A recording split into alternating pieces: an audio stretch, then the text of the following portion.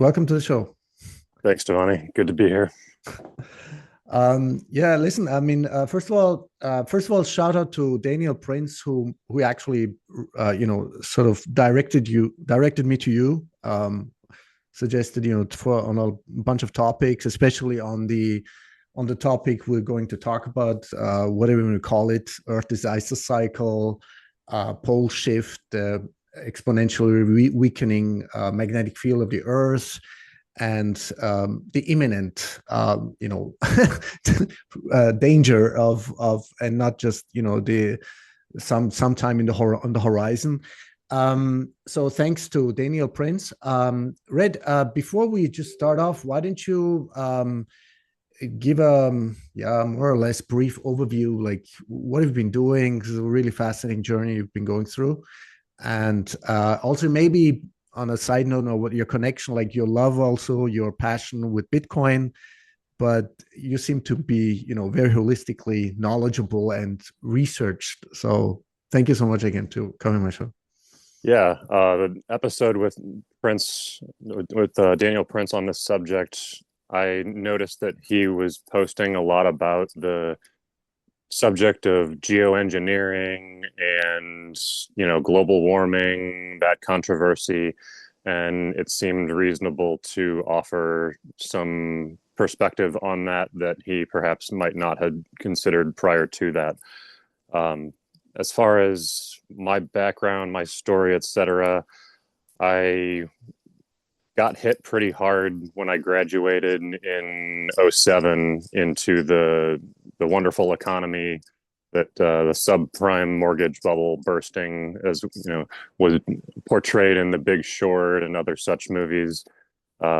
People often want somebody who has 5 years of experience, and it's kind of hard to get that when you have no experience. So coupling that with the economy led me to some struggles with homelessness, bouncing around, staying on people's couches, credit score dropping pretty low and everything. But I got some opportunities and took advantage of them and imposed some pretty harsh austerity measures upon myself, never again kind of thing.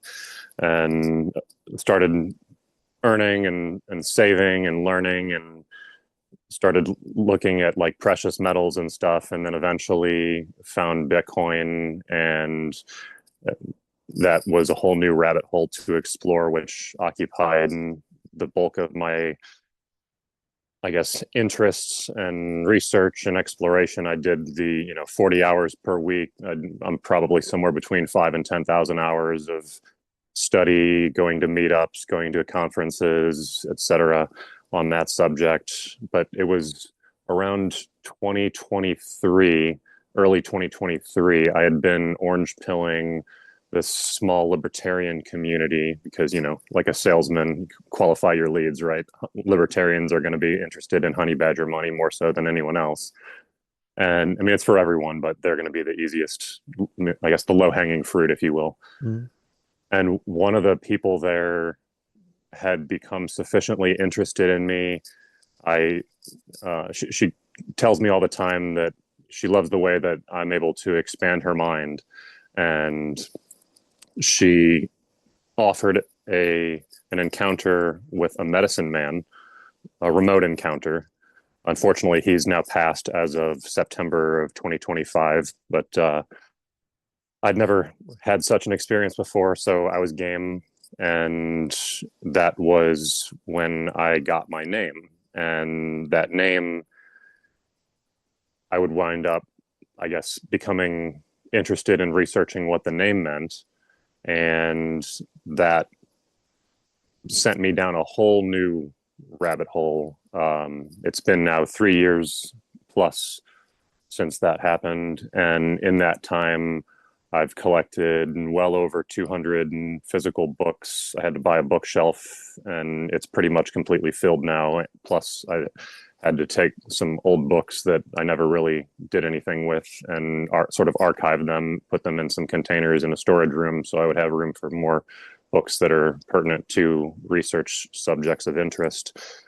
And, a lot of that research has been focused on understanding various religious traditions, various esoteric wisdom traditions, the occult cultural traditions, and, basically every tradition that I've looked into seems to have some kind of global flood myth or cataclysm story.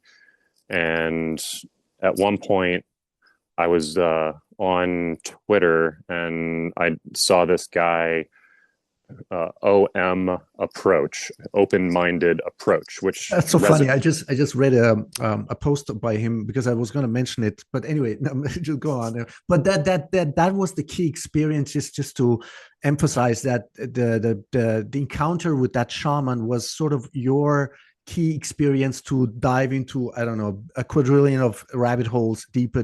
Right? Okay, gotcha. Yep. And so I noticed that OM approach's perspective was incredibly consistent with the perspective that my research had distilled up until that point. And he was also talking about these pole flip events. And, he was reposting Ben Davidson's content occasionally. And Ben Davidson talks about the pole flip content a lot. And I was like, okay, well, this guy seems pretty based. I'm going to look into this. He clearly seems to have done his research if he's coming to extremely similar conclusions about stuff like religions and spirituality and et cetera.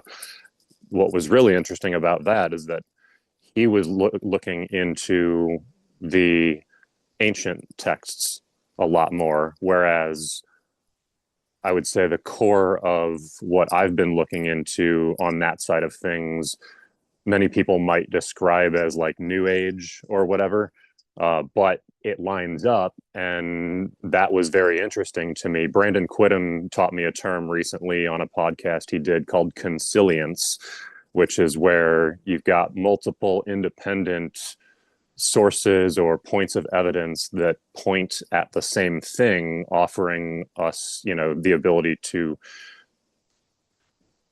I don't know, conclude with some degree of strength, and that these conclusions are worth considering. And that is, I don't know, powerful to me. It's not to say that truth proceeds upon consensus, because when we study science in primary school or grade school, elementary school, whatever, what we're oftentimes studying is the history of moments in time when one person was right and everyone else was wrong. So it's when you have multiple independent sources that all seem to be converging on very, very similar conclusions, to me, that's signal in the world filled with noise. Exactly. So my research brought me to these two books first. One is The Adam and Eve Story by Chan Thomas, about magnetic pole shifts. Yeah. Thomas was a polymath engineer who worked for ARPA, the Advanced Research Project Agency, which means that he was working for them before they became DARPA, the Defense Advanced Research Project Agency, in 1972. They're the ones with the really cool tech, the really cool toys. If anyone is familiar with the Expendables movies, the action movies with all the action heroes that they assembled, I think Expendables 3, they recruited a DARPA soldier and he had all the really cool stuff. It's fiction, but based on reality.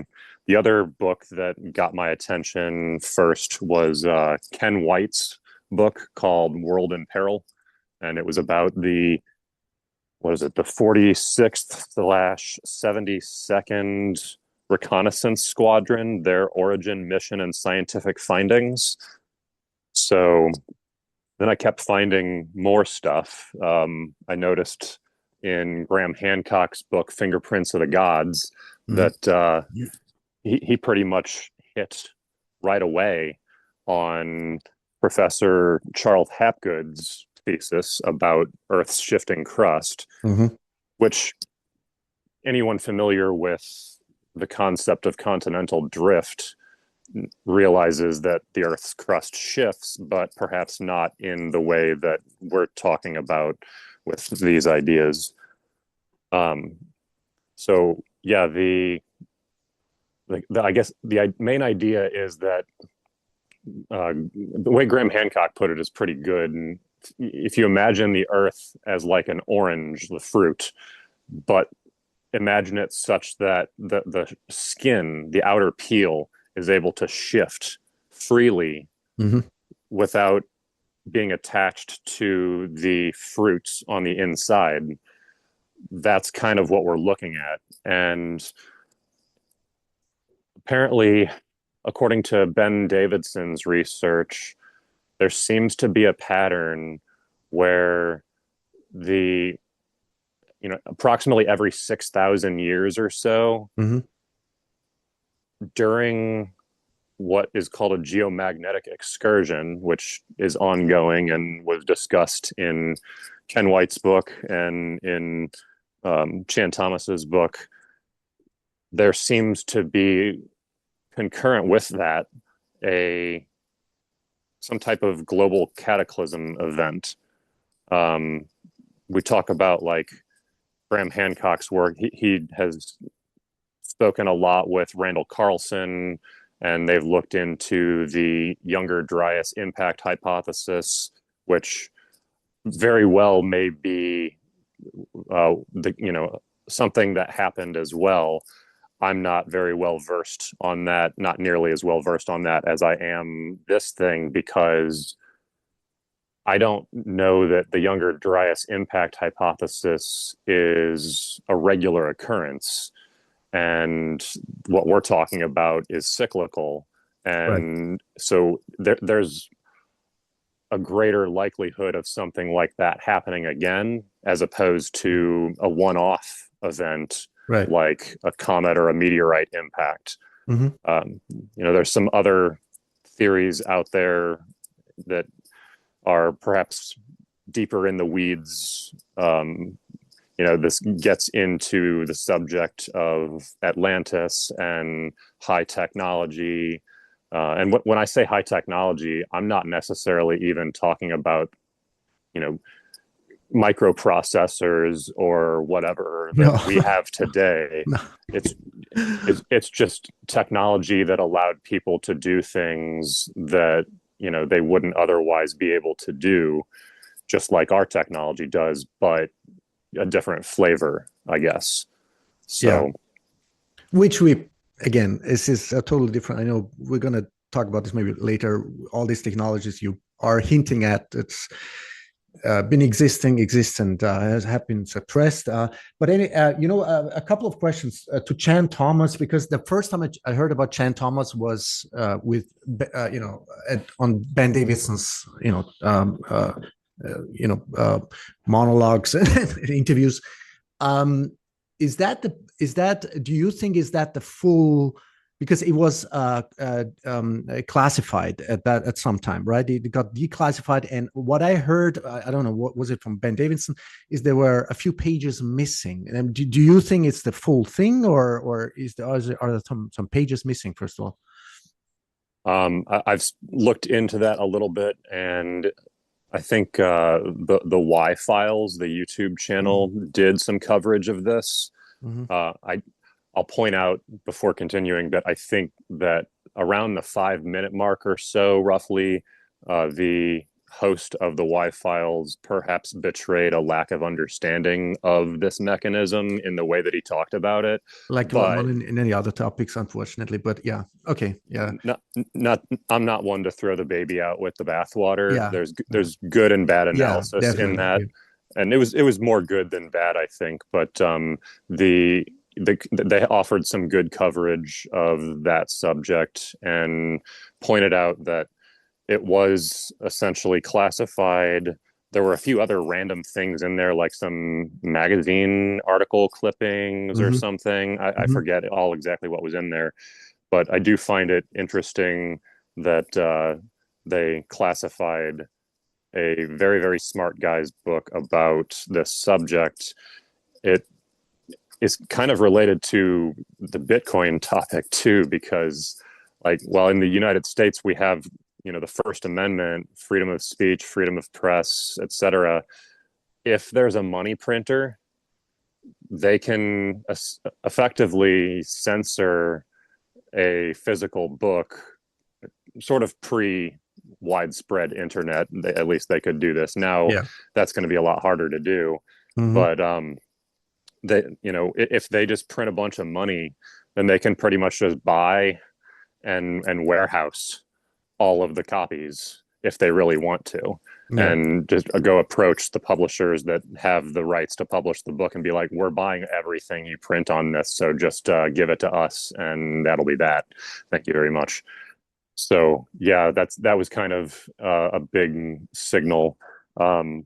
In World in Peril, they talked about how the scientists that were sort of in the know on this subject back in the late 40s and early 50s all wanted to release the information, but they were concerned about it causing panics and whatnot.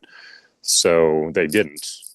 That turned out to have been somewhat ill-founded as a concern, because according to that book, the information did get leaked in a newspaper article and a magazine article sometime in the 50s. And it seems that most people were either too stunned, incredulous, parochial, etc., to make a fuss about it or do anything about it. So yeah, it's an interesting subject that, it was classified by sort of the powers that be, and at the same time seems to be, possessed of a significant amount of scientific viability. So much so, even that Einstein wrote the foreword for one of Hapgood's books. Hmm. And I think I first learned about that in Graham Hancock's book. He pretty much quoted Einstein and his preface to Hapgood's theory. It's a pretty good synopsis of it, but essentially what he was pointing out was that, the Earth rotates on an axis, and we've got this essentially smooth plane of water all around the globe. And then there are all these land masses sticking out, protruding, and those land masses are not symmetrically distributed about the axis of rotation. And so there is a net torque bearing upon the Earth's crust. And in Chan Thomas's book, which whenever they calculated this, it was generations ago, but they said it was 486 quintillion, I think that's 18 zeros or something like that, ton miles, not foot pounds, or these are not small units. I think a foot pound, I think it's roughly speaking, 1,000,000 foot pounds per ton mile of torque. Hmm. So these are huge units. Having said that, there's also a huge force that is preventing the crust from slipping, which is, so you got the outermost layer of the crust, what scientists call that the lithosphere. Lith, like megalith, large rocks, the big structures. So the lithosphere is basically the rock sphere, and then that varies in depth, but let's call it an average of 60 miles, 100 kilometers deep, roughly. So below that is another layer called the asthenosphere, which is kind of like a magma layer. And it does yield to persistent stresses, which is what allows for the observed phenomenon of continental drift. Hmm. So it prevents the plates from all shifting under sort of that massive torque force, 486 quintillion ton miles.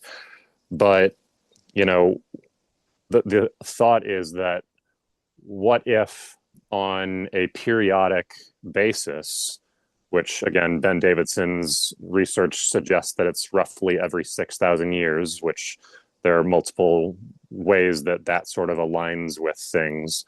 For example, all of these ancient civilizations, right? Egypt, Mesopotamia, China, like they all seem to emerge magically about 6,000 years ago. And to me, it is not unreasonable to consider the idea that, well, maybe it wasn't so much an emergence, but a re-emergence, a rebooting. The survivors of the last pull flip, you know, banded together and started rebooting their societies as best they could in the aftermath. Then you go back roughly 12,000 years, and now you're talking about the Younger Dryas impact hypothesis and Atlantis and all of that stuff. And, you know, Davidson goes further back than that. But all of these events seem to be concurrent with what they call geomagnetic excursions, which seems to be related to what Davidson calls the galactic current sheet, which is like a solar related phenomenon. There are wavy areas, like ripply areas of this, where the polarity of space, of our local area of space, flips. And so if sort of the magnetic polarity of space is flipping at any given point in time, it stands to reason that that might have an impact on our magnetosphere, which is our primary, you know, shielding against solar weather. There was an aurora borealis recently, and those keep being more and more visible at more and more, I guess, equatorial latitudes, which to me is indicative of the weakening of the magnetosphere. So in 1947, you know, well, backing up, I guess we have the Wright brothers in Kitty Hawk, North Carolina, in early 1900s, whenever that was. And then you have some years to develop that technology. You've got World War I, you've got World War II. World War II is really when, you know, you have the dogfights between the air forces, that sort of coming to prominence and becoming a major component of the war efforts on both sides. Then the war ends, and now you've got all these airplanes and all these guys that have signed up for military service. You probably are going to put them to some kind of use. And, you know, good use would be gathering intel, scouting, learning. And so they started doing a bunch of research in the Arctic, and that's what this book, Ken White's book, World in Peril, is talking about. The 46th/72nd Reconnaissance Squadron noticed that they were getting some wonky readings on their magnetic compasses when they were doing their recon routes through Arctic zones. And they noticed, for starters, that there wasn't just one magnetic pole, there were three. There was like a primary pole and then two sort of secondary poles. And they all existed within an area that was approximately the size of the United States, Montana, which is a big state, but, you know, still.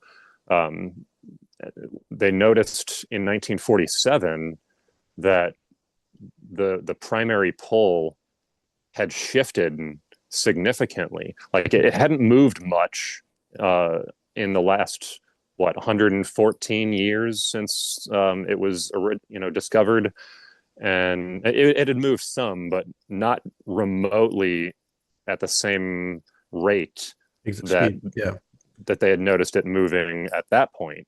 So they started looking into it. They took a bunch of readings. They contracted with the Rand Corporation, who constructed some models. Mm-hmm. And the Rand Corporation models consistently showed that when the magnetic pole converged with the geographic pole, it would kind of bounce off like out to the equator, and it showed an average divergence of 89 degrees pretty much. So it showed that the magnetic pole would flip out to roughly the equator. And the idea is that when this happens, something happens perhaps to the asthenosphere. I'm not sure what the trigger is, and I think that's the big question mark on this still for this hypothesis, is what is the trigger for this type of event. In my mind, what makes the most sense is some type of induced fluidity that would make the asthenosphere, the layer underneath the crust that we're all on, drop by like 18 or 20 orders of magnitude in terms of its viscosity. Yeah, which once the tipping point is reached, you mean? Yeah. Mm-hmm. Yeah. And so instead of it serving like honey or molasses, thick and, preventing of motion, it would almost be more like WD-40 or, some type of engine oil lubricating the process. Right. The reason that makes a lot of sense to me is Chan Thomas pointed out that there are multiple stories that talk about odd celestial events.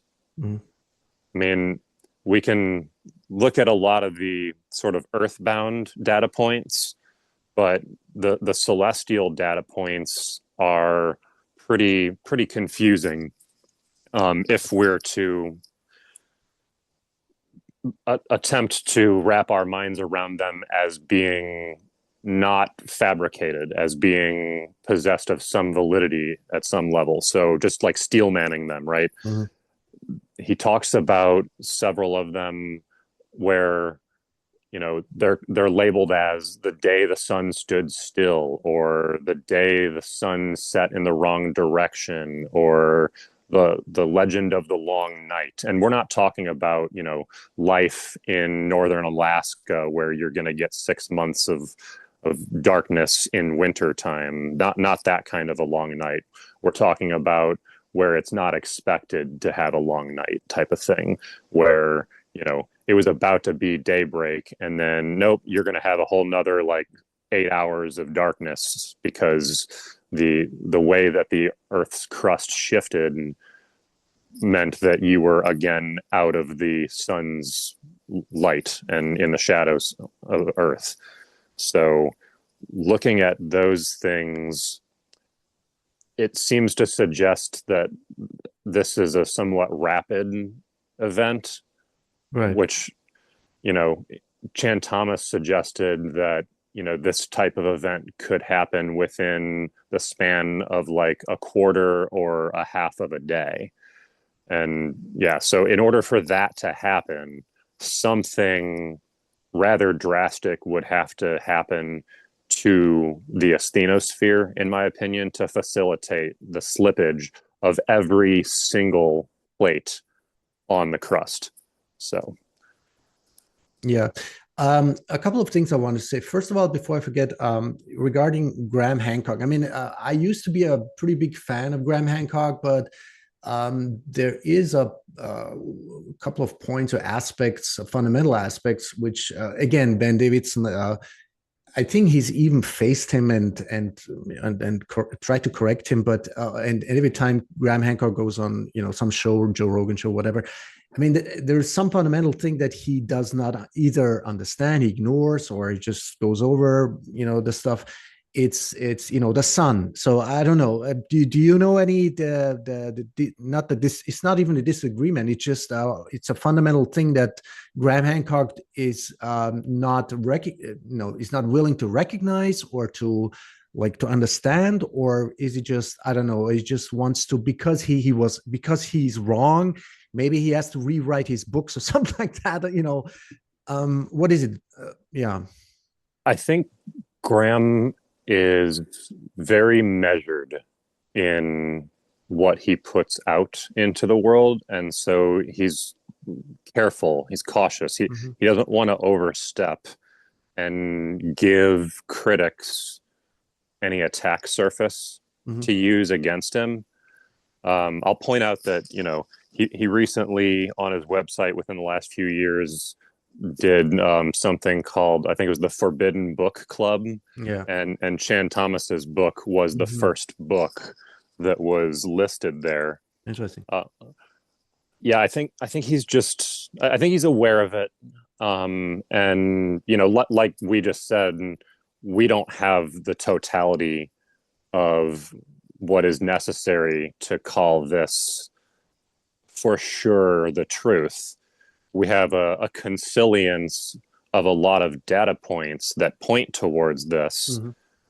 But if we're being honest, we also have to acknowledge that any given data point that's pointing towards this could be explained in some other way. And so I think he's just leaving himself out so that he can't have his feet held to the fire, so to speak, by his critics. And as we've seen with the whole Flint Dibble controversy with Joe Rogan, he certainly has a number of critics, even to the point where they're willing to fabricate evidence and engage in intellectually dishonest tactics against him. So yeah. One thing that for listeners, followers, or viewers, is that I don't know. Have you mentioned the Carrington event of approximately 1850? So the Carrington event that happened in 1850 was, we didn't have much. We didn't have much dependency on electricity. Doesn't mean we had telegraph cables, but whatever happened is that the telegraph cables burned through, and so whatever was, but the fundamental difference is now, which I understand now also through Ben Davidson's research work and preachings, is that our magnetic field, Earth's magnetic field, has been decreasing so fast and so exponentially fast, measurably, that we know that it's losing at least 5% per decade, every 10 years approximately, tendency faster and rising. So whatever, if and this is what a good example is, that if we had a Carrington event right now, the consequences, or the damages, or whatever, the catastrophe would be much, much worse, because of the exponentially decreased, the weakening magnetic field of the Earth. I mean, maybe you can, I don't know, elaborate on that if you want to. Yeah, not to mention the fact that, like you said, our technology is way more reliant on electronics, fast forwarding 175 years from when that one occurred. So it would be a reset to, frontier style living for people. We would be out of contact with everyone but our neighbors. Yeah. We would be reliant on, decentralized hyper local gardening and being able to hunt and trap whatever you can get in your local areas. And I mean, I've been a sort of, you call it a doomsday prepper, I guess, but frankly, it just seems like prepping is really more just responsible adulting, where, bad things could happen, all sorts of, you lose your job or whatever. And that's, specific to an individual. But hey, if you've got, 3 months, 6 months, a year's worth of food. And well, that's one bill you don't really need to worry about while you're seeking a new source of income. So from that vantage point, I'm kind of already in pretty good shape with my bullets, beans, and band-aids. But the Carrington event would definitely hit us hard nowadays. And that thought is that, it would hit us harder now during this geomagnetic excursion period is potentially relevant as a thought for what could be the trigger mechanism for the induced fluidity in the asthenosphere. I'm kind of at the point where that's the only thing I can imagine allowing this to happen. So the only thing is I don't know what causes it to happen. So there's actually in Chan Thomas's book a reference made to Nobel laureate Hannes Alfvén, who was a physicist, a Swedish physicist, and he did some work on maybe it was one of his lab assistants or students or whatever. They worked on it together. I'm not 100% on the details, but my understanding is that they were able to basically make mercury dance using electricity and magnetic fields. So what Chan Thomas suggested was like, what if you took a cylinder, right, and you put an agitator in there with like a handle underneath that you could twist to agitate the mercury, and you put a scratched mirror on top of the mercury and you shine a light down on that mirror, you'd be able to see the reflection of the scratched mirror on the ceiling of the room that you're working in. Wow. And so you could watch that and see if it moves at all when you agitate the mercury. And if you vary the magnetic field strength around that container full of mercury when you agitate it, you would get a different result, and you could actually get the impulses of motion to propagate through that mercury all the way up to the surface and cause that mirror to move. And Alfvén called this new form of energy that they discovered in his lab magnetohydrodynamic energy. It's a mouthful, but magnetohydrodynamic energy. I'm not sure if magnetohydrodynamic energy, or MHE for short, is able to offer us a complete explanation for the induced fluidity in the asthenosphere. It might be a piece of the puzzle, though, and it would make some sense given what Davidson is talking about with the alignment of these various geomagnetic excursion events and, these various cataclysms and, the evidence that, like, again, civilizations all emerged 6,000 years ago type of thing. So that's perhaps a piece of the puzzle. And it would make sense because the sun is the big kahuna, right? Like that's the big chess piece on the board. So solar flares, that type of thing would make sense as a trigger, especially if our magnetosphere is, reducing in strength. If we got hit by some type of solar event like that during a geomagnetic excursion, perhaps that's a significant piece of the puzzle. Right. And as you mentioned, what's this guy's name? Open-minded approach. I think there is a smaller, very minor disagreement between Ben Davidson and him, because they both, respect each other and like each other and follow each other's work. And I think open-minded approach has been talking about like the sort of the cycle within the cycles, like the grand solar minimum. And that's what I think Ben Davidson is like not d'accord something, or he's not agreeing some, or he's correcting him always. He's like he doesn't think so, he's not sure, something like that.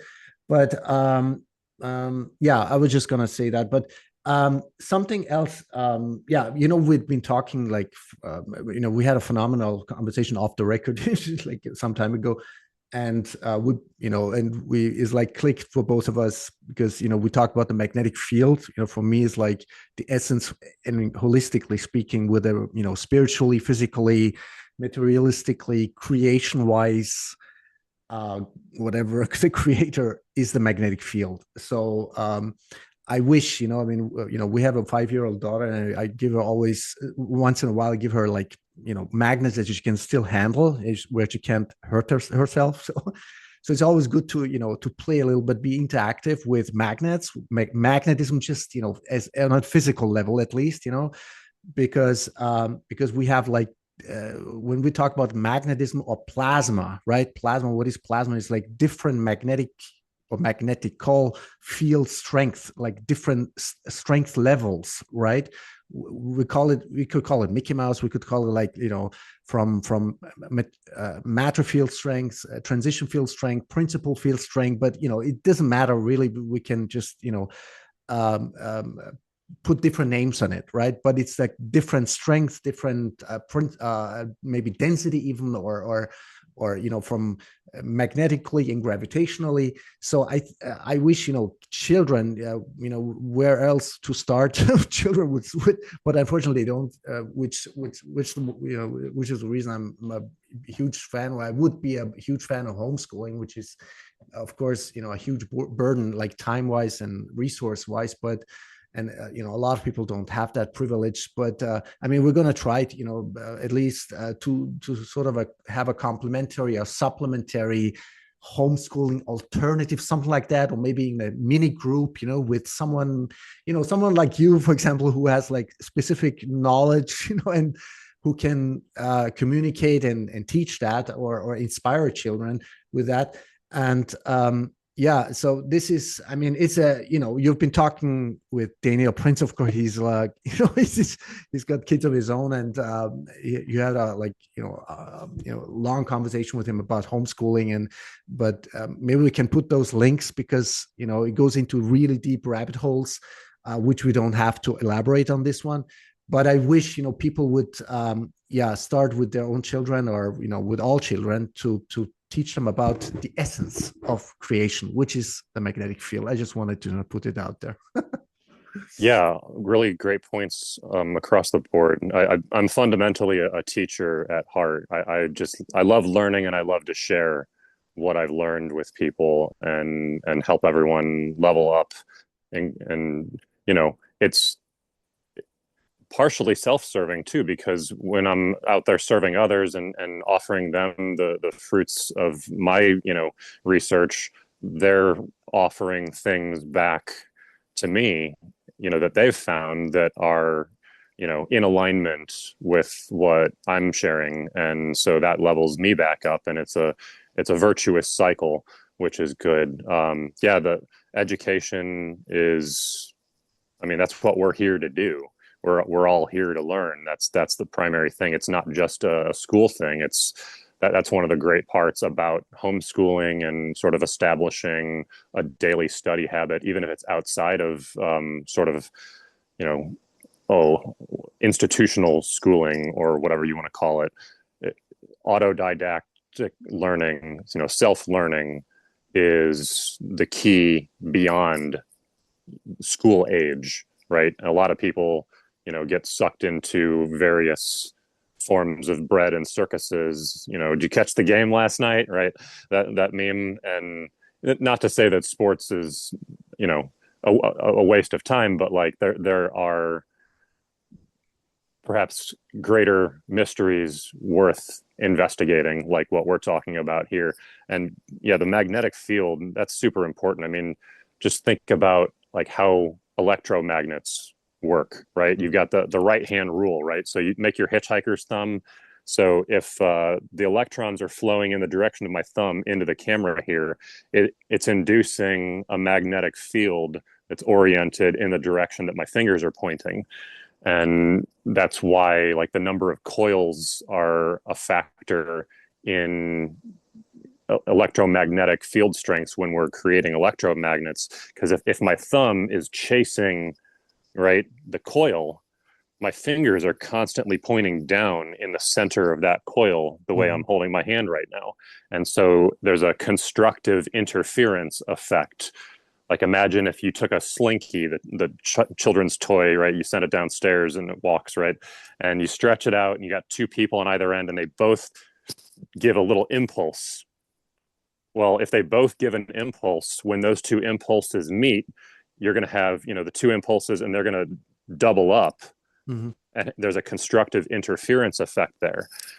And so it seems reasonable to me that, when you look at material reality, it's consistent of atoms.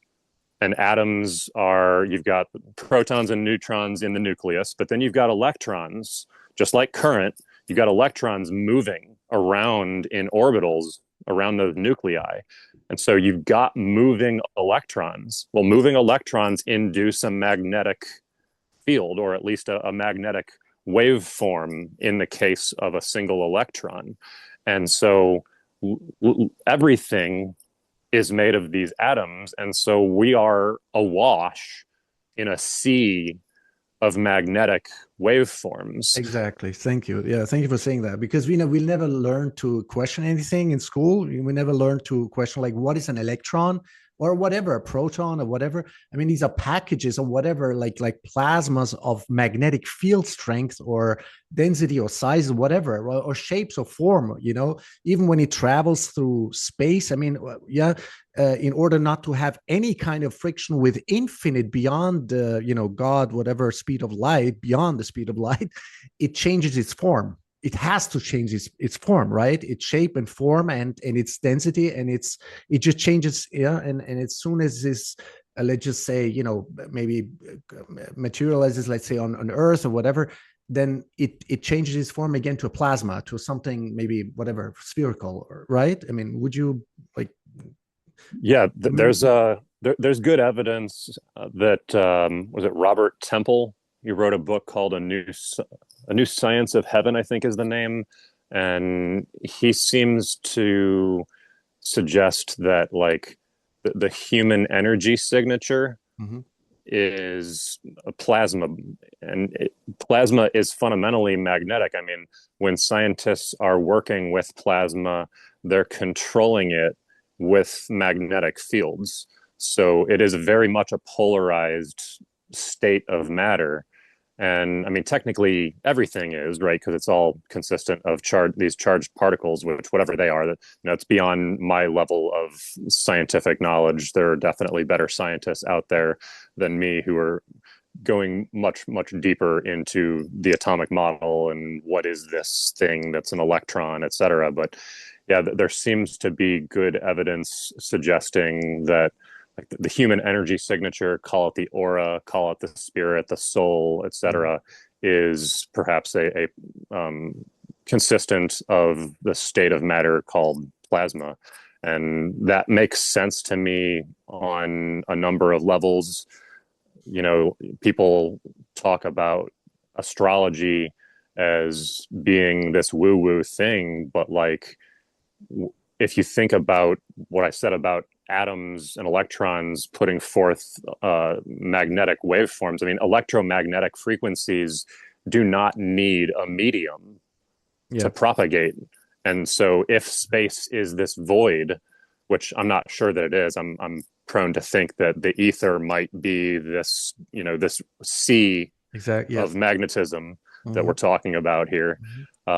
That's what would allow these gigantic celestial bodies to put forth energies or like electromagnetic frequencies that would interact with our electromagnetic, spirit bodies, and have an impact on how we're thinking, how we're behaving, etc.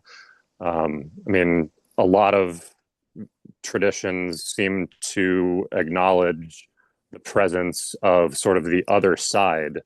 And, even Plato was talking about sort of the world of forms, which is separate from like the concrete physical world. Mm-hmm.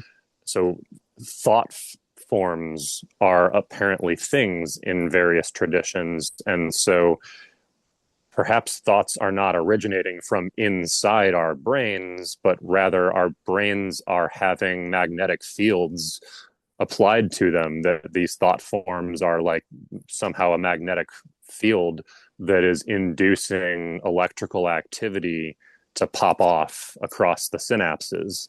So yeah, there's definitely more to the universe than we're able to see. I mean, it's just like dog whistles or ultraviolet or infrared light. We are aware that these things are real, that they exist, and they exist beyond the typical human range of perception. But, just like the gyroscopic stability offered by bicycle wheels, Mm-hmm. right? You can't see that. If we went back 100 and whatever 20 years ago and the first bicycle salesman came to your door and was like, yo, check this out, this is the future of personal transport, you're like, that thing's gonna kill me, look at that, that's not good. That's it's gonna eat my leg. And he gets on it and he rides it around, no problem. You're like, okay, I'm missing something here. The fact that something is invisible doesn't mean that it doesn't exist. So we have to remain open to these things. I think about bandwidths of interoperability, Mm-hmm. right? Yeah. Like the visible spectrum of light, the audible Right. spectrum of sound. Well, why shouldn't there be sort of matter that it is maybe vibrating at too high of a speed for it to be interactive with this flesh suit avatar thing that my soul is piloting? Like, I don't know why that's an absurd thought to consider. It seems rather reasonable. It's depicted in fictitious ways. You think about like the superhero Flash Gordon, right? Right. And how if he wants to phase through a door or something, he just has to speed up the rate of his own atomic vibrations to the point where they're not going to clash and they're just going to dance around one another. Right. Another example of that would be the X-Men character Kitty Pryde. She's able to phase through stuff. And again, those are fictions, but it's like E.V. Hammond's father said in V for Vendetta, artists use lies to tell the truth. So it is a useful analog to help visualize that type of thing. Right. And, we live in times now, I mean, for whatever years or some decades now, more and more exponentially more knowledge, disclosure, insider, whistleblowers, studies, measurement technologies, have come to the surface. I mean, it's like the proof is in the pudding. It's measurable, it's verifiable, and maybe not directly connect, but I mean, I'm not an advocate. I'm not advocating promoting psychedelic substances, but shamanic. But as you can hear and listen to, authentic, reports and testimonials by people who have been with their, single time or multiple times. I mean, I know I have a good chief friend who actually dedicated or actually donated a piece of land in Peru to the shamans. She's a dentist in America. She bought that land and donated it to the shaman, so the curandero, so they're protected. It's unbelievable. I mean, really act of unbelievable, selfless,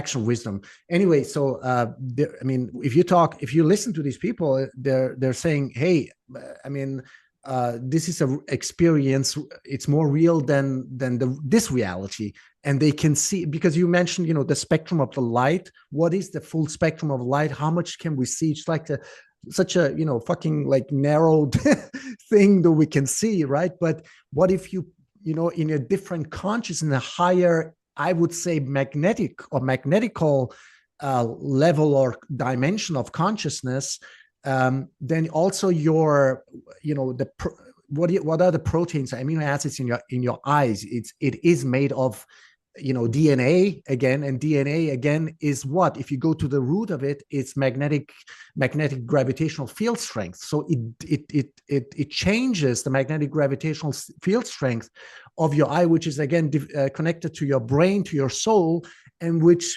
again enhances, or whatever you call it, augments the ridiculous visible spectrum of what we can see in our so-called sober condition. Yeah, and like we know at this point that various animals on Earth navigate using Earth's magnetic fields. There are multiple mechanisms for this. One of them is called cryptochrome, which means hidden color. And there are different forms of cryptochrome. They abbreviate them CRY2, CRY4, etc. And there is a human one. In fact, fellow Bitcoiner Nick Malcolm had a band at one point called Cryptochrome. That was my first introduction to the concept. But yeah, I mean, so going back to Graham Hancock, he wrote the foreword for Brian Murarescu's book called The Immortality Key. I got it. Yeah, I got the book. Yeah, amazing book. Yeah, yeah. And going through that, Murarescu, I think maybe lacks the teleology. What is the purpose behind all this? And I think that may be where my research complements his in some ways, and maybe helps complete his. He was pointing out how they found at Mas Castellar de Pantos, I think was the site off of the east coast of Spain, a satellite location for the celebration of the Eleusinian mysteries. They found traces of ergot in a drinking vessel, and also in the jawbone of a human. They found human remains there, and ergot is the fungus that is what the psychedelic substance LSD is derived from. Yes. And, if you go to a hippie festival or something, and you're probably going to hear someone talking about how I can see your aura, man. Like, and you go back to like my experience with this medicine man, the medicine man tradition, talking about the shaman property in Peru.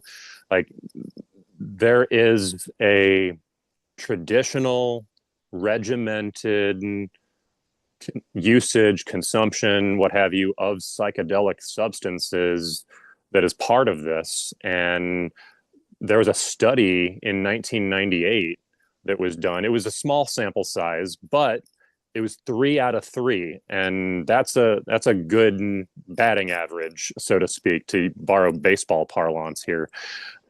They had 3 people trip on LSD in a pitch black laboratory setting, except they also put 2 horseshoe magnets in there, and they had them rotating at 0.5 hertz. Mm-hmm. And all 3 test participants reported seeing diffuse blobs of colored light. Wow. The researchers suggested that this was, in alignment or whatever with von Reichenbach's reporting of magnet light back in like 1851, I think. Mm-hmm. And they thought that was probably ergot induced. As Murarescu pointed out in The Immortality Key, where there is barley, there is ergot. Like the oldest brewery in the world, the Weihenstephaner brewery, that he went and consulted with their braumeisters, and they're like, yeah, no, we got to be careful about ergot. There's lots of different kinds of it. And one of the oldest, I guess, practices, if it's not a profession in and of itself, is beer making for human beings. Yeah.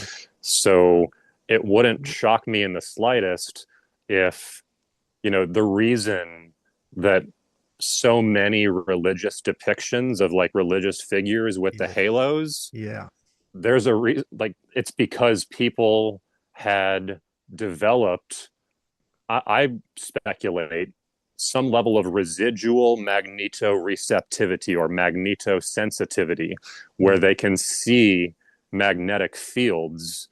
And so when they come across somebody who has, achieved enlightenment, they would be able to see that halo around the crown chakra.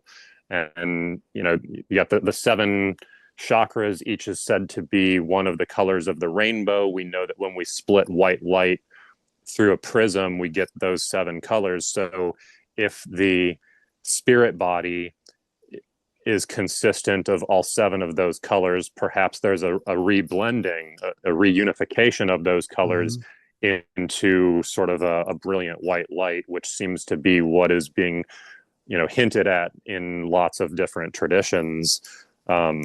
So it seems reasonable to me that, there is an importance to some psychedelics. I mean, and it's not just, seeing the human aura. I mean, people have reported on videos that I've done where I was kind of offering this theory to some scientists. There's a show, Paradigm Drift, on YouTube, where I've given a couple of presentations in the past. And the comments on the one where I talked about this subject, there were people talking about how they can see field lines coming off of their Wi-Fi routers or off of power lines nearby. I mean, yeah. And that would all make sense. That, we're communicating via electromagnetic frequencies with the routers, and the power lines certainly have electrons flowing through them that would induce magnetic fields. So all of that seems to line up with this idea. And now there have been, some conversations or discussions, or I heard even from other people that, I mean, whatever they are, the system, the control structures, whatever. I mean, I think this is, if not but one of the most horrible fears of them, whatever them or they, is that that we human beings, we souls, might rediscover, relearn, reapply these, whatever we call it, like innate, natural, actually, or ancient, inherent abilities, or which is already within us, within our, maybe they're so afraid that we can unlock this. And could that be one of the reasons that psychedelics are so woo woo? Don't touch it, you're gonna get blah blah. I mean, Jesus Christ, yeah. I mean, of course, you got to be responsible. You got to have maturity, age, blah blah. I mean, all of that. I mean, I would never tell a youngster or kids or somebody who has psychotic whatever breakdowns or mental disorder, neurological things. I mean, what I'm saying, there's the whole background stuff, but could that be one of the reasons, that because they're so afraid that, oh my God, they're gonna just lose control of everything then? This gets deep into sort of beyond the monetary shit, Bitcoin, and it's all, it all blends, but maybe you can just tie it together. yeah, this gets really deep, and yeah, I think that is, you're touching on the war on drugs and why is that a thing, and are there ulterior motivations for that other than the nanny state protecting us all from our idiotic selves. I, at this point, so I'm going to quote one of my favorite bands, Wookie Foot. Their lyric is, "You see love in all, or you don't see love at all," and that pertains to the problem of evil. So I'm at the point where I see, the powers that be, the shadowy string pullers out there, as perhaps gardeners, or perhaps as physical trainers, and they're trying to help us grow. Earth fundamentally is a spirit school. It's a school of some sort where we are meant to grow and evolve. And so, you think about becoming ripped at a gym, right? That involves a lot of resistance training. Well, resistance is offered in the area of knowledge by covering things up, by making things illegal. So if the string pullers are making certain psychedelic substances illegal, what they're doing is they're basically drawing a line between the honey badgers who say, yeah, I don't care, I'm going to go do this, and I don't, your rules are nice, but I'm not going to limit my experience on this planet based on your fiat say so. I'm going to go try this myself and see what happens.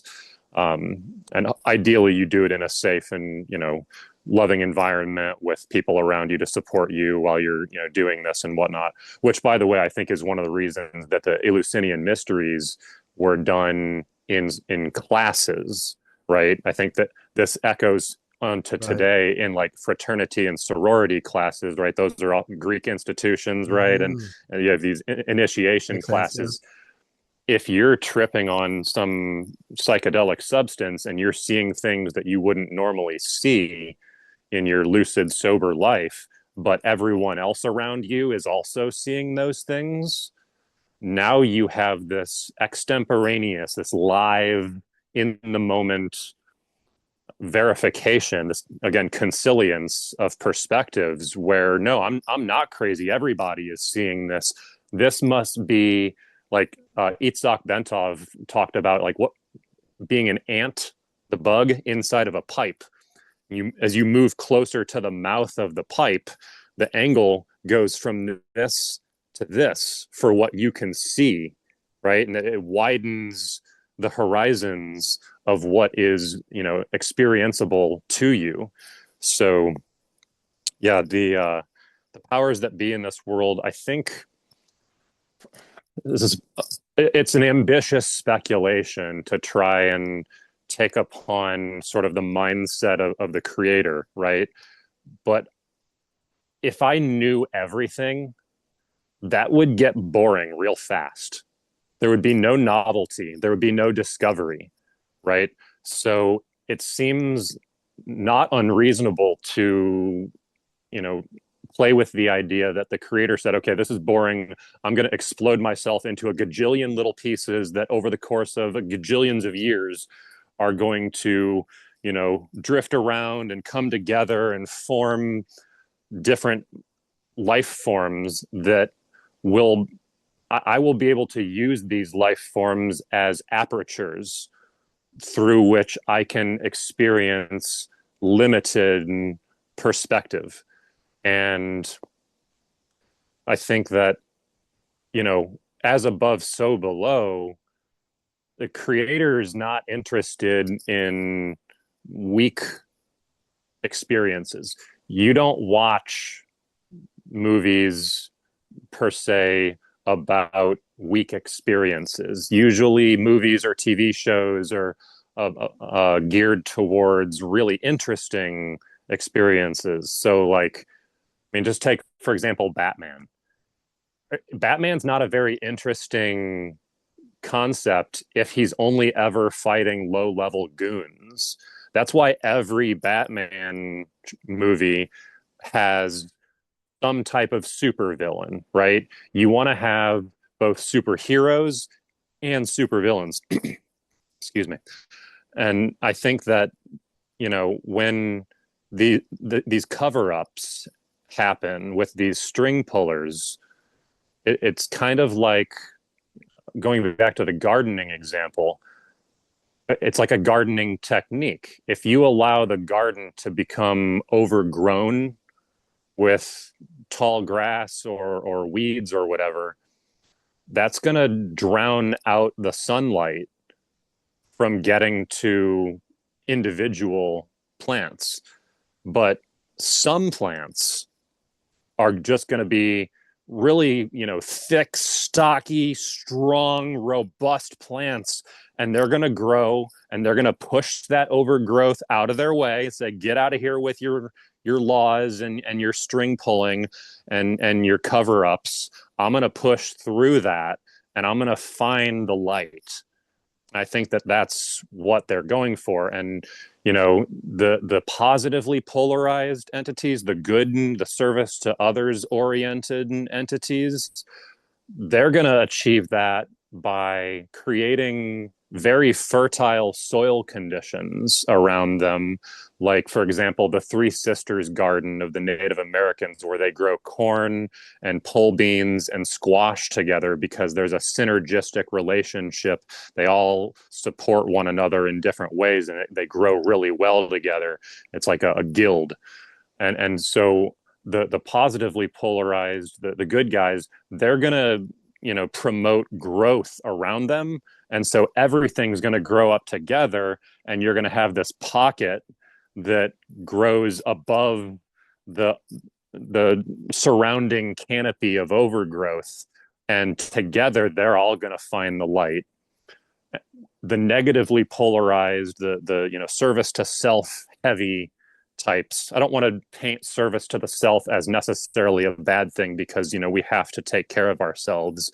So, but like, I'm talking excessive service to the self, like 95+% of your actions and choices are geared to serving yourself, oftentimes at the cost of others.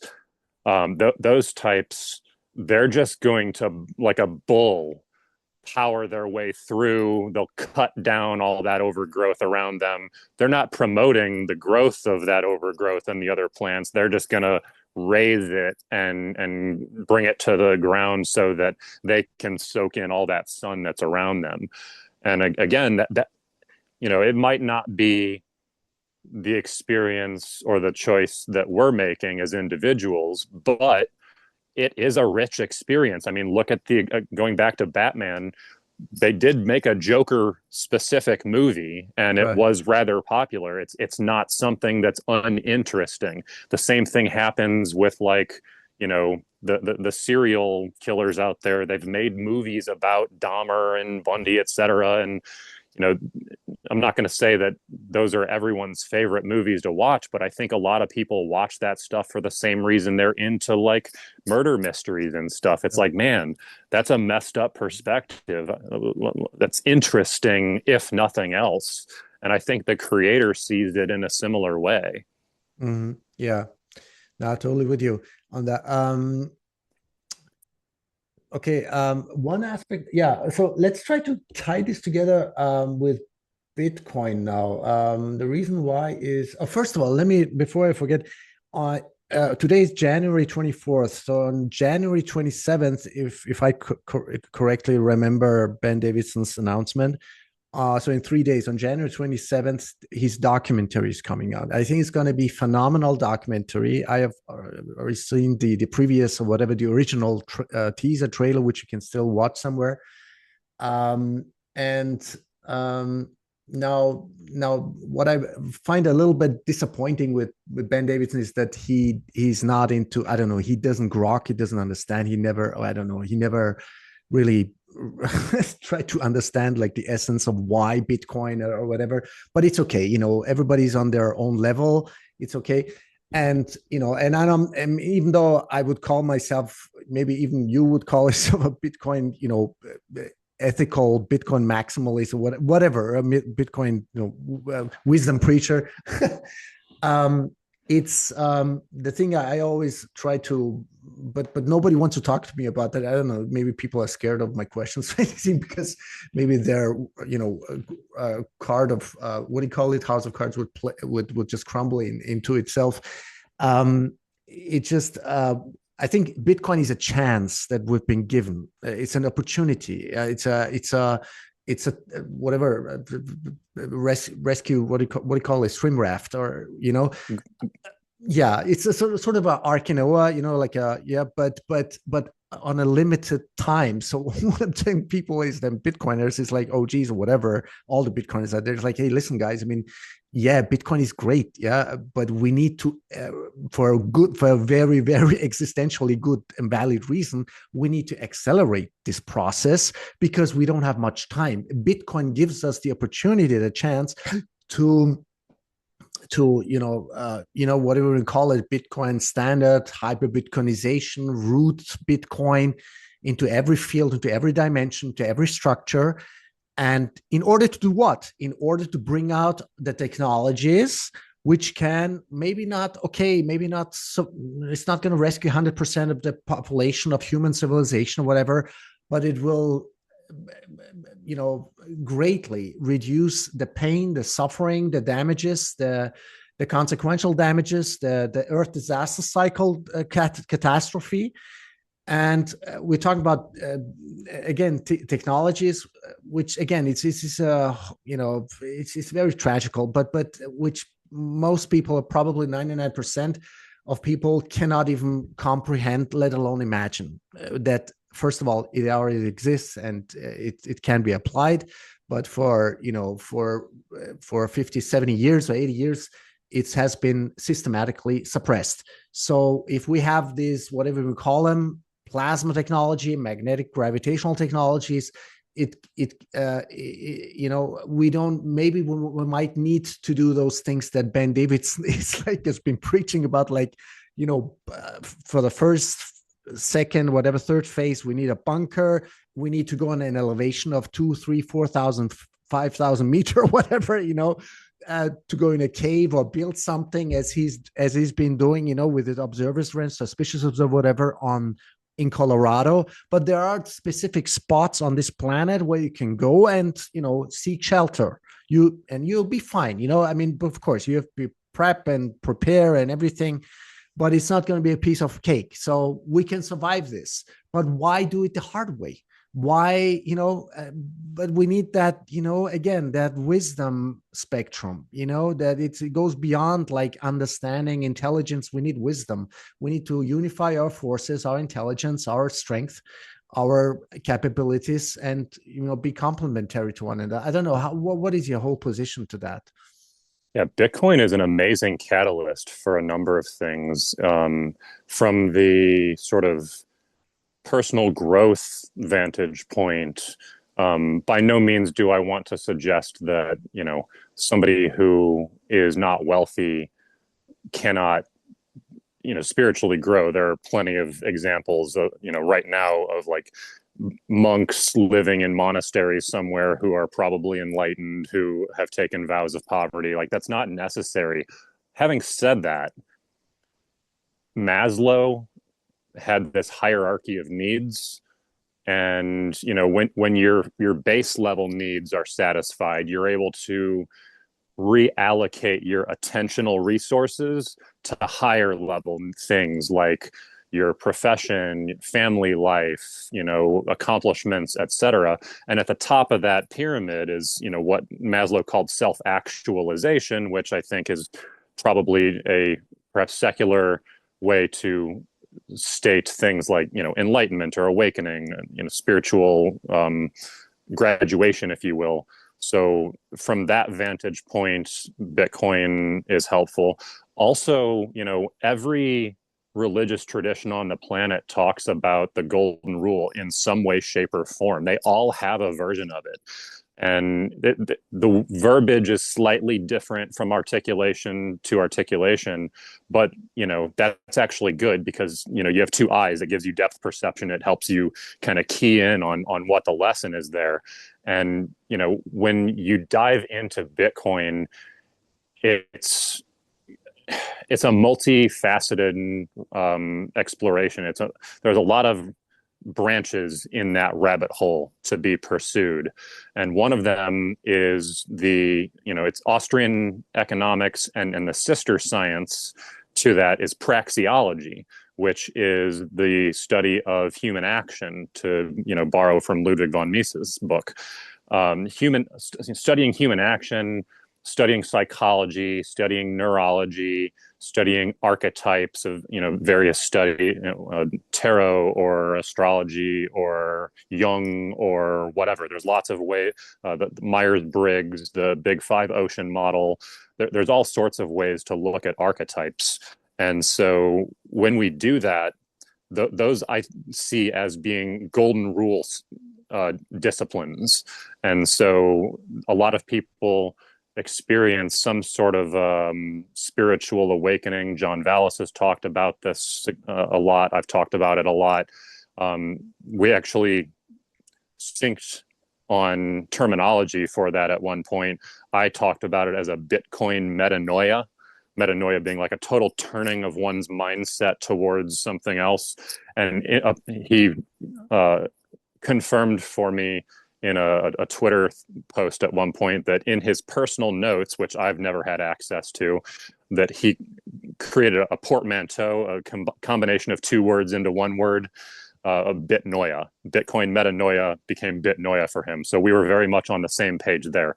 As for the sort of disaster cycle stuff, yeah, absolutely.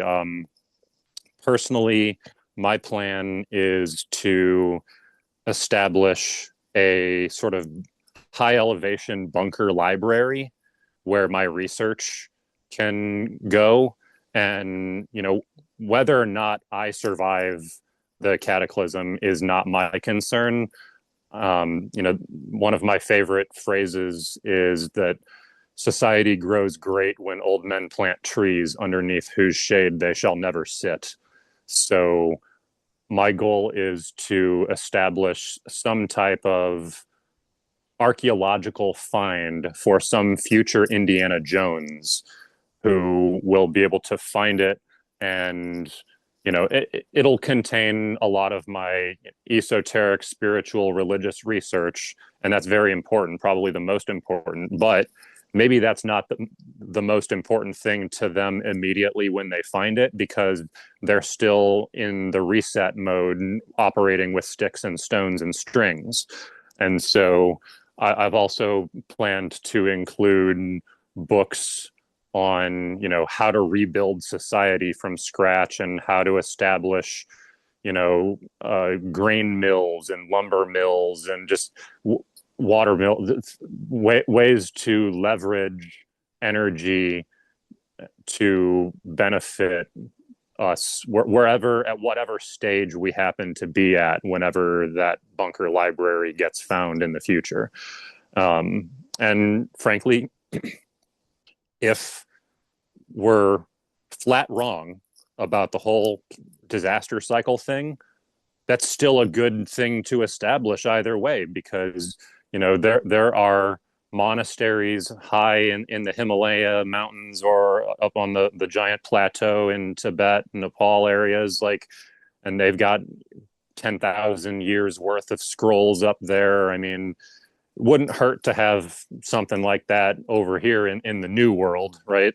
We don't have anything really like that. And, you know, frankly, I'd also like to mark the location of that library with some type of a megalith structure. So I don't know if you're familiar with Marcel Fauty's natron theory, where he talks about using natron to essentially create rock dough, like Play-Doh. Yeah. And that's how they were making a lot of those megalithic structures, was by aggregate. Interesting. So that's kind of what I'm planning on doing. But yeah, it would be great if Bitcoiners everywhere could leverage the fruits of their hodling in some way to create decentralized survival locations and bunkers, and you know, just establish maybe a network of that type of thing. You know, we talk about citadels all the time. I see no reason why those citadels couldn't also have survival bunkers and stuff. And I see no reason why perhaps a disproportionate percentage of those citadels could be located in high elevation locations. I mean, not everyone is going to buy into this, and not everyone who does buy into it is going to be willing to relocate and, you know, find the ideal location to set up such a position. But I think that if there are, you know, even just the whales out there, they should be able to establish a handful of these locations and populate them with supplies and people in a useful way. I mean, we've got a bunch of billionaires doing that in New Zealand and Hawaii, etc. Right. I have theories as to why they're doing that. Maybe we can get into that in subsequent sessions, but Yeah, yeah, some of them might be underinformed or misinformed, like Zuckerberg or whatever. I don't think he's going to survive with this. But anyway, because again, I think you need an elevation up there on high. There are some specific parts. The document I also sent you by that research lady from. She's done an incredible job. About like with simulations, everything. By the way, just to be fair, I mean, of course, Daniel Prince, Efrat, Efnix, these are some of the few, who have either touched or gone a little bit into the rabbit hole. But I'm not sure because I mean Bitcoiners are not stupid. They're Bitcoiners they're people who are much more intelligent than me, more knowledgeable, more analytical, and it's not like a woo-woo side. I mean, just like you got the data, you got scientists, you got hardcore scientists, even from so-called mainstream institutions are now coming out. I mean, what else do you want? You've got all the proof in the pudding. You've got the evidence. I mean, overwhelming evidence. You've got Ben Davidson, who is like compiling and like, fast reading everything, summarizing everything, and now coming up with the documentary. I think it's going to be a groundbreaker, this documentary. And I think it will shake some people to the core, because it's inevitable. You can't look away anymore because, the data, the scientific evidence is too solid. It's not some kind of, woo-woo shit, some kind of a speculative, shit that we're just coming up or pulling out of our fingers or something, So, but on the other hand, I mean, between you and me, somehow I do understand, because when you listen to all these people talk about Bitcoin, it's something like sounds like, oh, we're planning for like hundreds and thousands of years, buddy. We're talking about like, well, for the next 10, 20 years, that's it. So and maybe this is the whatever psychological want to call it, cognitive dissonance, fear. Like, I mean, to be honest, I have empathy with these people, because then everything breaks down. They're like, oh shit, I was trying, I've been trying to write a book about this, like on a novel style, thing, maybe to make it more palpable, like Safed and Moose was his gold standard, like, like you got to touch the people with the silk gloves, with the, what do you call it, with the, so they don't, I don't know, they don't get a nervous breakdown or something. But this is the reality. You got to face reality. I mean, sooner or later, especially when you have children. Yeah, I want to definitely be clear that when I talk about these cataclysm cycle subjects, I don't want to induce fear in anyone. Fear is the mind killer. The only thing to fear is fear itself, et cetera, et cetera. What this is a catalyst. It's motivation. It's a final boss, right? To use video gamer parlance. And, there's ample evidence out there that reincarnation is valid. Scientifically, there's research. The University of Virginia compiled thousands of case studies and over the course of decades. And we can get into some of the more woo-woo stuff, new age stuff. But even that is, as my research is showing, possessed of scientific validity. So, this is an opportunity, and, we chose to incarnate here now because of the opportunities that are available to us. And, there's a lot of opportunity to be of service to one another, and to be not just to one another in the present, but, like I said, I want to establish my bunker library at a high elevation to be of service to future humans. the descendants of the survivors of this next pull flip, if that is in fact what happens. So yeah, it's not meant to be something that induces fear. Hopefully it induces people to go seek information, to go learn, just like they did with Bitcoin, right? Exactly. I mean, Yes. they say Bitcoin is a test. Most often we see it, I guess, offered as an intelligence test, an IQ test, and as a humility or an ego Yeah. test. That Wow. it's like, well, what if everyone I was ever taught by has had the wool pulled over their eyes, Yes.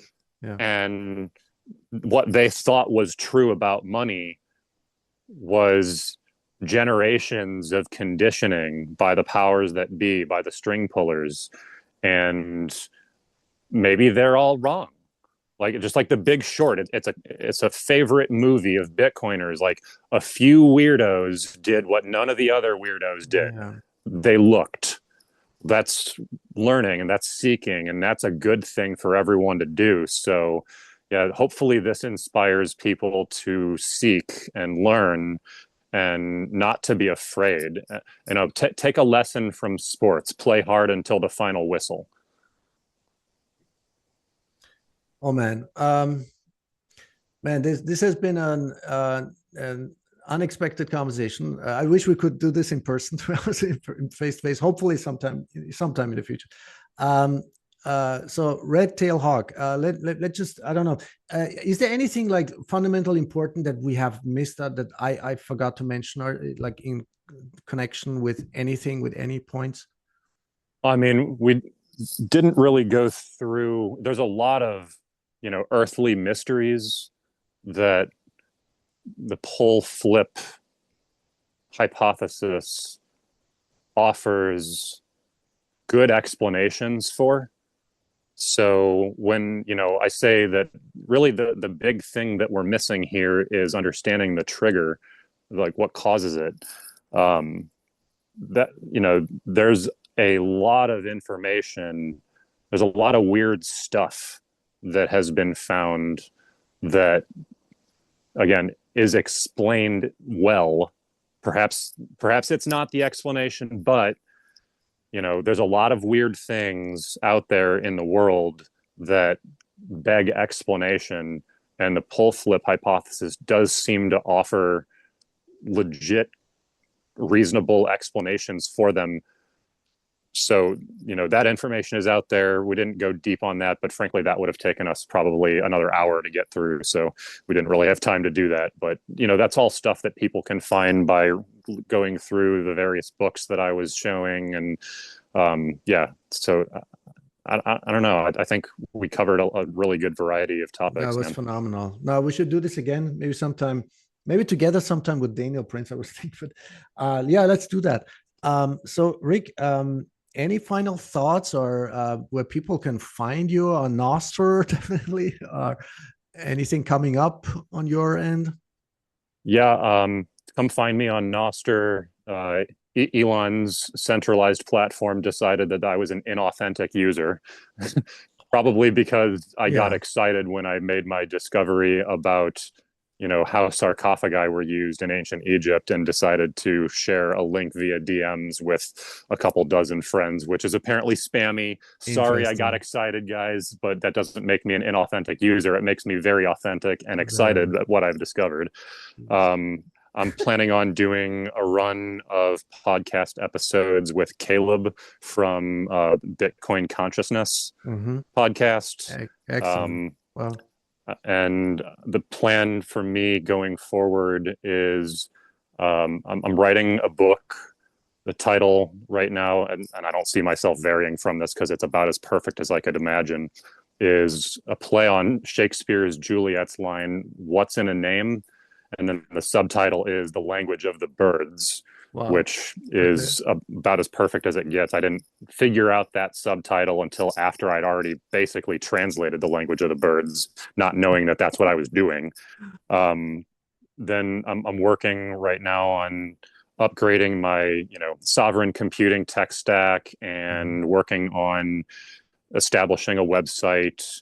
I've got my study group that runs on Sundays, and those study group sessions do get recorded, and I'm planning on releasing those as podcast episodes eventually. But yeah, that's kind of where I'm going. Oh, and then once I publish the main book, the plan after that is to keep going and do deep dives into various spiritual books: Bible, Quran, Talmud, Bhagavad Gita, I Ching, etc., Popol Vuh. Wow. And basically do like Cliff Notes on them, but it'll be Red's notes. So that's the path forward.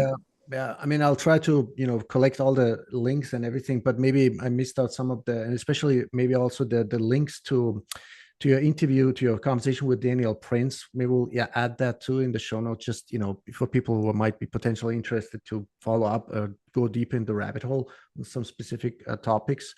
But otherwise, we can do that later, maybe off the record or DM. And well, thank you so much, RedTail. I really enjoyed this conversation, and hopefully, let's do this again. Maybe, I don't know, in 6 months' time or so. All right. Sounds awesome. Thank you for having me. Bye-bye. Bye. Ciao.